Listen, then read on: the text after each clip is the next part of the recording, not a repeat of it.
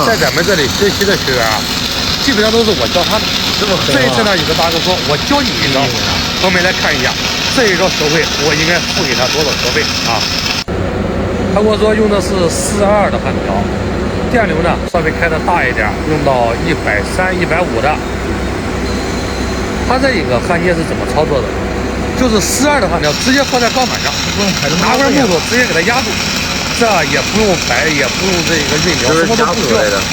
这就是他所谓的半自动焊接。找着了！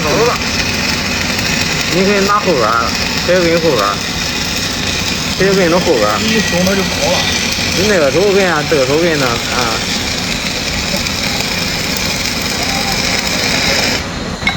咋的那么难调？